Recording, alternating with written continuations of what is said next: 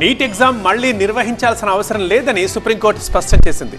Neat అంశంపై విచారణ ముగియడంతో CJI DY Chandrachud ధర్మాసనం కీలక తీర్పు వెలువరించింది.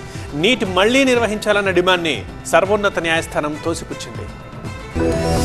నీట్ పేపర్ లీక్ అంశంపై సుప్రీంకోర్టులో విచారణ ముగిసింది. విచారణ సందర్భంగా నీట్ యూజీ ప్రశ్నపత్రం లీక్ అయిన మాట వాస్తవమే అని ధర్మాసనం నిర్ధారించింది. బీహార్లోని హజారీబాగ్, పాట్నాలో పేపర్ లీక్ అయిందని 155 మంది విద్యార్థులు నీట్ పేపర్ లీక్ తో లబ్ధి పొందారని సీజీఐ బెంచ్ వెల్లడించింది. జార్ఖండ్లోని హజారీబాగ్, బీహార్లోని పట్నాలోని కేంద్రాల్లో నీట్ యూజీ ప్రశ్నపత్రం లీక్ అయిందన్న మాట వాస్తవమని సిబిఐ దర్యాప్తు సమాచారం ప్రకారం దాదాపు 155 మంది లబ్ధి పొందినట్లుగా తెలుస్తోందని ధర్మాసనం అభిప్రాయపడింది. పేపర్ లీక్ ద్వారా లబ్ధి పొందిన విద్యార్థులపై చర్యలు తీసుకోవాలని ప్రభుత్వానికి సుప్రీంకోర్టు ధర్మాసనం సూచించింది.